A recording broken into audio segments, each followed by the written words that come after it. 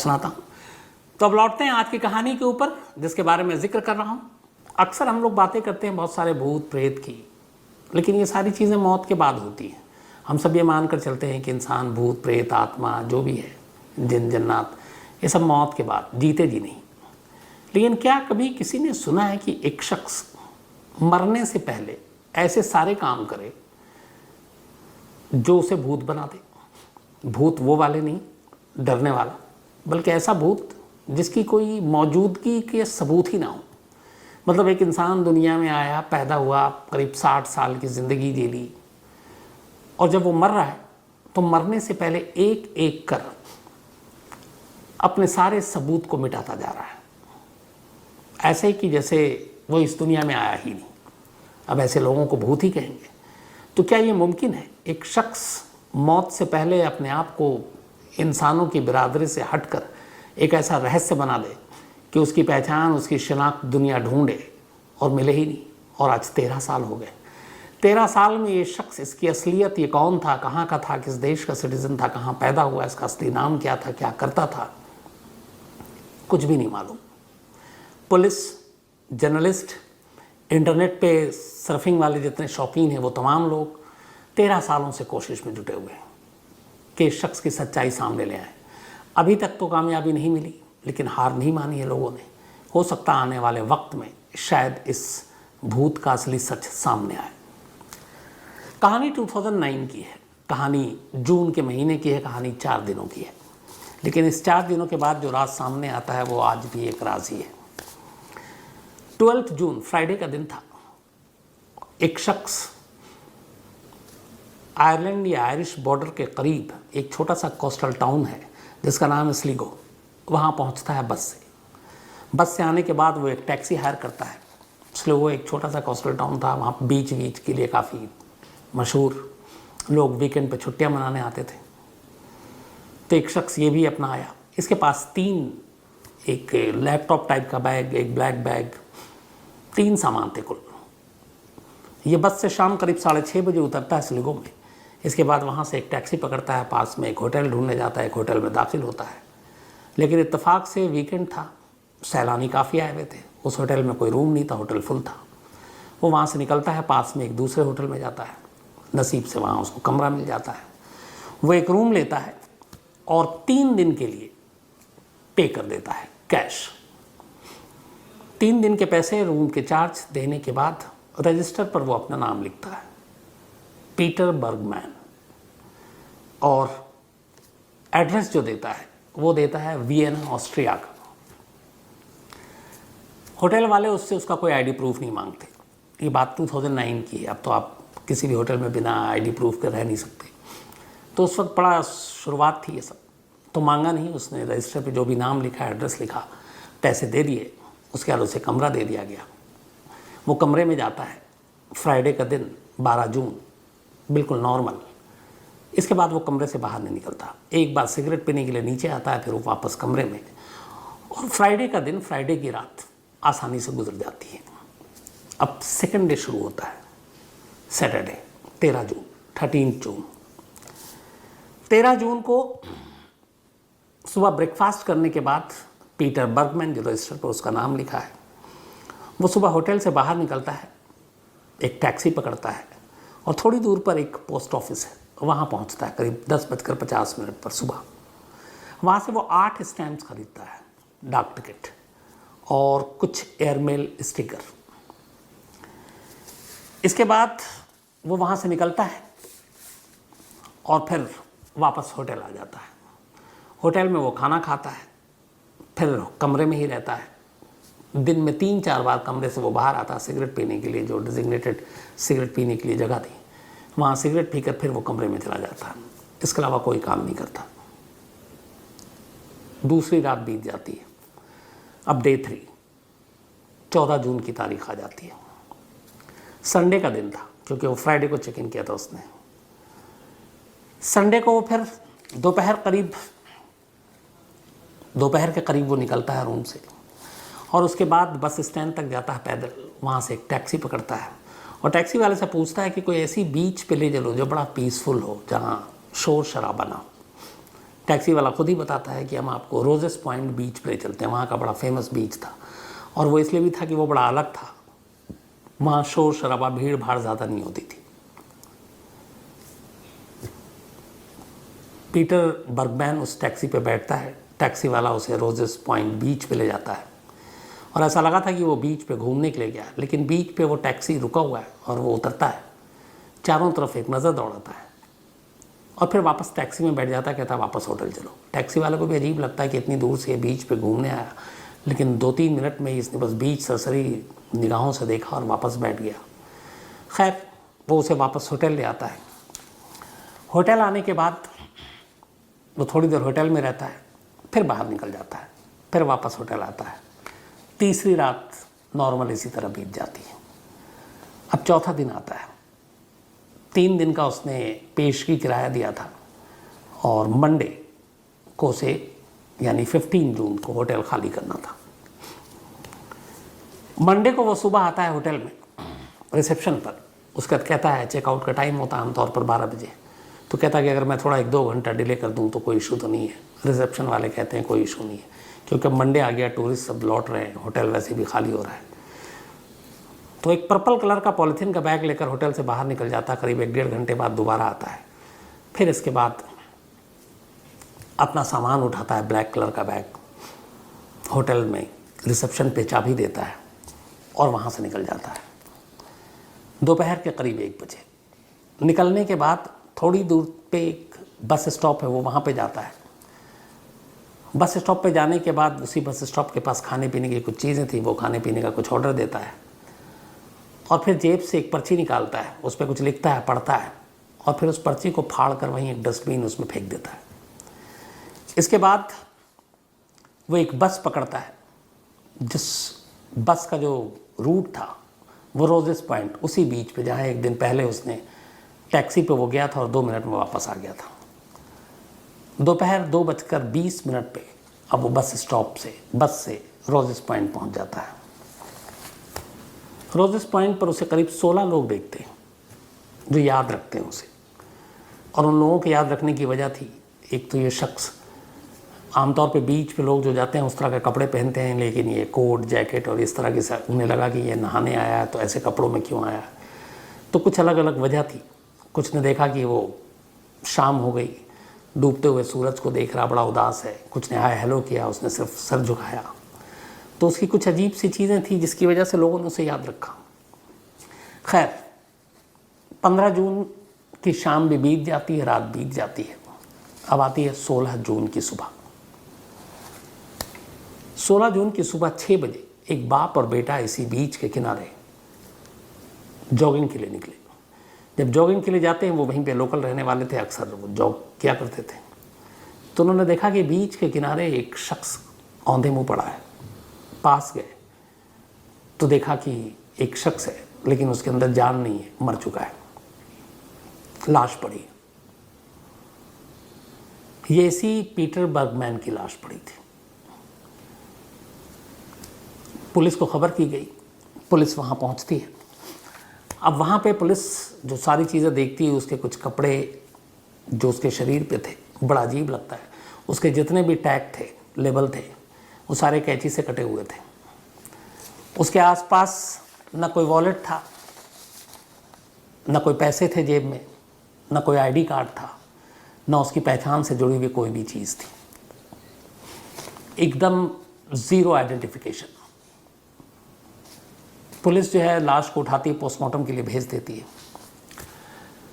अभी तक मामला यही था कि ये बहुत एक शख्स की मौत हो गई है, शायद डूबने से मौत हुई है। पोस्टमार्टम रिपोर्ट भी लगभग यही बताती है कि शायद इस शख्स की डूबने से मौत हुई है। लेकिन यहाँ से इस शख्स की मौत तो हो गई, लेकिन उसकी ज़िंदगी की कहानी अचानक रहस्यमयी तौर पर सामने आनी शुरू होती है। अब एक टूरिस्ट प्लेस पे एक शख्स की मौत हुई है, पुलिस को उसके घर तक खबर देनी है, पता करना है कौन है। अब पुलिस सीसीटीवी फुटेज को खंगालना शुरू करती है। उसके ज़रिए फिर पता चलता है वहाँ पे लोकल की ये इस होटल में 3 दिन से ठहरा हुआ था। पुलिस की टीम उस होटल में पहुँचती है कि वहाँ इसके एड्रेस के ज़रिए इसकी फैमिली तक कांटेक्ट करेंगे।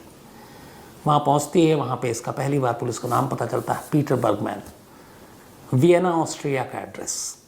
पुलिस वहाँ के एडमिनिस्ट्रेशन से कांटेक्ट करती है तो पता चलता है कि जो एड्रेस दिया गया है, जो नंबर लिखे हैं घर के, वो एक खाली प्लॉट है, कोई घर नहीं है। पीटर बर्गमैन का कोई नाम का आदमी यहाँ नहीं रहता। ब्रिटेन आयरलैंड में इस नाम, इस हुलिया, इसका जो डेटाबेस था, कोई नहीं है। अब पुलिस को बड़ी अजीब बात लगी कि अब इसकी आइडेंटिटी नहीं हो रही कि कौन है ये शख्स। अब पुलिस ने सीसीटीवी कैमरे को और खंगालना शुरू किया। अब 3 दिन जब तक वो इस स्लिगो कोस्टल शहर में आया था, बस से लेकर होटल तक, और अगले 3 दिन तक उसने क्या किया, पुलिस ने हर उस सीसीटीवी फुटेज को खंगालना शुरू किया।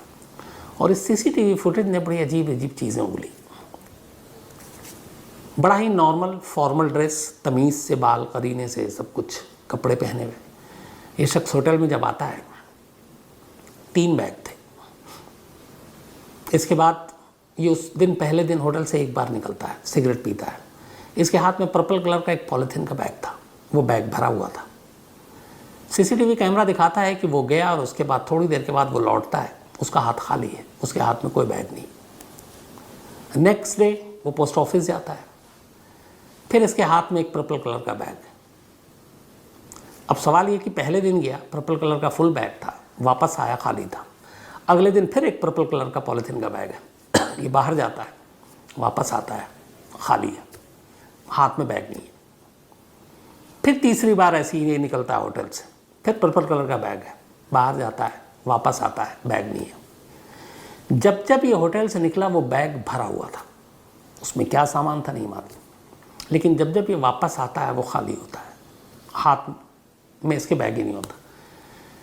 1, 2, 3, 4 बार पुलिस ने लगातार देखे सीसीटीवी फुटेज। 3 दिनों में देखा तो कुल 13 बार ये कमरे से पर्पल कलर के बैग को लेकर बाहर निकला और 13 के 13 बार वापस खाली हाथ आया, बैग नहीं थे, जबकि पॉलीथीन बैग वही था जो ये लेकर निकलता था। फिर पुलिस ने जूम करके सारी चीज़ें देखी तो ये आइडिया हुआ कि जो प्लास्टिक का बैग लेकर ये जाता था, कमरे से तो ये सामान भर भर कर ले जाता था, वापसी में उस सामान को या तो कहीं डंप करता था और फिर उस बैग, पॉलीथीन बैग को लपेट कर पॉकेट में रख लेता था, इसलिए दोनों हाथ इसके खाली दिखते थे। अब सवाल ये था कि आखिर वो ऐसी क्या चीज़ें थी जो ये 3 दिन तक होटल से निकलता और ले जाता और फेंकता और पता ही नहीं। पुलिस ने सारे सीसीटीवी फुटेज खंगाले, जहाँ जहाँ पे ये गया, जहाँ जहाँ पे ये नॉर्मल था, कैमरे में कैप्चर हुआ, चाहे वो बस स्टैंड हो, चाहे वो रेस्तरां हो, चाहे वो टैक्सी स्टैंड हो, या जहाँ पे डस्टबिन हो। लेकिन हैरानी की बात ये थी कि जब जब ये पर्पल कलर का प्लास्टिक का बैग लेकर गया, जहाँ तक कैमरे में, सीसीटीवी में ये इसको कैद किया जा सकता था किया गया, तब तक इसके हाथ में वो बैग है। लेकिन उसके बाद अचानक वो उन इलाकों से गुजरता जहाँ पे सीसीटीवी कैमरा था ही नहीं। अब इससे अंदाज़ा ये लगाया गया कि पीटर बर्गमैन को मालूम था कि कैमरा उसे कहाँ कहाँ कैच कर सकता है, कहाँ कहाँ पकड़ सकता है। 2 चीज़ें थी। एक, किसी भी सीसीटीवी कैमरे में उसने अपने पहचान को छुपाने की कोई कोशिश नहीं की, न चेहरा छुपाने की, हर कैमरे में आया। लेकिन दूसरा, जब जब उस प्लास्टिक के बैग को ठिकाने लगाने, डंप करने की बात आती, वो कैमरे से गायब हो जाता। इसका मतलब उसे पता था कि कहाँ कहाँ कैमरे सीसीटीवी के नहीं हैं, और वो उन जगहों पर जाकर उन पर्पल कलर के प्लास्टिक बैग में जो सामान होता था उसे डंप करता था। अब पुलिस ने ऐसे सारी चीज़ों को टटोलना, ऐसे सारे डस्टबिन को टटोलना शुरू किया, लेकिन कोई फ़ायदा नहीं मिला। इसी दौरान में पुलिस को पोस्टमार्टम रिपोर्ट मिली।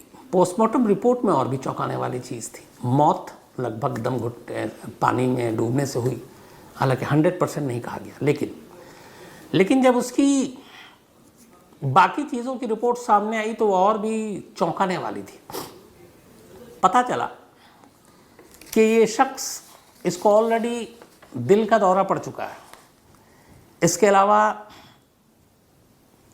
इसको बोन ट्यूमर था, इसके अलावा इसको प्रोस्टेट कैंसर था एडवांस स्टेज का, एक किडनी गायब थी।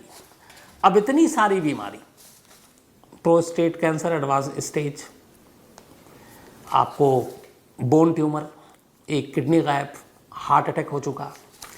लेकिन कमाल ये भी था कि पोस्टमार्टम रिपोर्ट में कहीं ये नहीं आया कि ये कोई मेडिसिन ले रहा था। वक्त ज़माने से कोई मेडिसिन नहीं ले रहा था, कोई प्रिस्क्रिप्शन तो खैर मिलने का सवाल ही नहीं था, लेकिन डॉक्टरों का मानना था कि इसको जो जो बीमारियां थी उससे इसमें काफ़ी इसको पेन होती होगी, लेकिन ये पेन किलर भी नहीं लेता था। अब ऐसा क्यों कर रहा था? तो ये उसकी जो बॉडी की रिपोर्ट आई वो और भी चौंकाने वाली थी। इधर जो सारे पर्पल कलर के प्लास्टिक बैग से वो डंप कर रहा था, वो राज पता नहीं चला। इसने जो स्टैम्प लिए और मेल किए, वो ख़त कहाँ गया, कैसे पहुँचा, ये पूरी जांच हो गई, लेकिन पता ही नहीं चला कि वो था कहाँ। अब पुलिस सारे तरफ से ढूंढती रही, अखबार में फ़ोटो दिए गए, तस्वीर दी गई सारी जगह। आयरलैंड हो गया, ब्रिटेन हो गया, यूरोप हो गया। कुछ लोगों ने कहा, होटल वालों ने, कि इसका एक्सेंट जो था वो जर्मन एक्सेंट था, जर्मन में कहा गया। लेकिन पीटर बर्गमैन नाम के शख्स की कोई भी पहचान किसी भी जगह से कंफर्म नहीं हुई। इस दौरान में 3 बड़े सीनियर पुलिस अफसर बदले गए, जिनको चैलेंज था कि इस केस को सॉल्व करें। कोशिश करते रहे, नहीं पता चला। बाद में कुछ जर्नलिस्ट आए, उन्होंने कहा कि एक मिसिंग पर्सन की एक खोज की जाए। कुछ जर्नलिस्ट तो ऐसे थे जो वैसे ही उसी दिन, जैसे अगर वो फ्राइडे को बस से उतरा तो वो फ्राइडे को पहुँचे, इसलिए वो उस होटल में रुका, उसी होटल में जाकर रुके, उसी टैक्सी ड्राइवर को पकड़ के ढूंढ के उसी बीच पर गए, उन्हीं रास्तों से गुजरे कि शायद कुछ क्लू मिले, लेकिन कोई फ़ायदा नहीं हुआ। 13 साल बीत गए, 2022 आ गया है।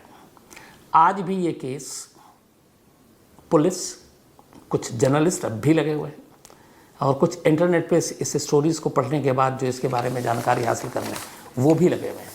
लेकिन पीटर बर्गमैन कौन था, ये एक राज बना हुआ है। अब उसकी मौत को लेके या उसकी आइडेंटिटी को लेके कई थ्योरी चली।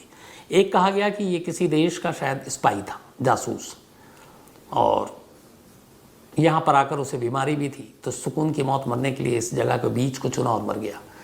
कुछ का कहना था कि उसका ताल्लुक़ किसी अंडर डॉन, माफिया, इन लोगों से था और शायद उसकी वजह से मारा गया।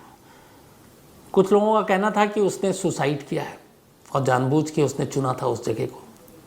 लेकिन ये सारी थ्योरी एक जगह पर आकर ख़त्म हो जाती है कि अगर उसने सुसाइड किया और मरने जा रहा है, माफियाओं के साथ ताल्लुक़ है, तो उसने अपनी हर आइडेंटिटी को बर्बाद क्यों किया? उन 13 बार में जो प्लास्टिक पर्पल कलर के बैग में वो लेकर सामान गया, डंप किया, उनमें क्या था? जो उसने स्टैम्प पेपर खरीदे पोस्ट ऑफिस से, जो पोस्ट किया, वो कहाँ गए? किसी भी सवाल का जवाब नहीं है। और सबसे बड़ी यही मिस्ट्री कि एक आदमी मौत से पहले अपनी आइडेंटिटी, अपनी पहचान से जुड़ी हुई हर चीज़ को मिटाता क्यों जा रहा है? उसकी डीएनए और बाकी चीज़ों के सैंपल आज भी वहाँ के हॉस्पिटल में प्रिजर्व करके रखे गए हैं, इसलिए कि आने वाले वक्त में टेक्नोलॉजी जिस तरीके से तरक्की कर रहा है, हो सकता है उसका डीएनए किसी ऐसे शख्स से मैच कर जाए जिसकी फैमिली ट्री के ढूंढते हुए इस शख्स तक, इस शख्स की असलियत तक, पीटर बर्गमैन तक पहुंचा जा सके, उसकी असली पहचान क्या थी निकाली जा सके। हालांकि ये जाहिर सी बात है कि इसका नाम भी नकली होगा, पीटर बर्गमैन, क्योंकि जब असलियत कुछ नहीं पता तो फिर नाम भी कैसे वो असली बता सकता है। तो उम्मीद यही है कि टेक्नोलॉजी, डीएनए और ये सारी चीज़ें जो है इस शख्स की सच्चाई सामने लाए। लेकिन 13 साल तो हो गए। ये शख्स कौन था, कहाँ का रहने वाला था, क्या नाम था, क्या करता था, क्यों यहाँ आया, कैसे मौत हुई, उन पर्पल कलर के प्लास्टिक बैग में ये क्या कुछ ले जाकर डंप करता था, ये सारी चीज़ें, ये सारे राज आज भी एक राज हैं। तो ये थी कहानी एक ऐसे शख्स की जिसने मरने से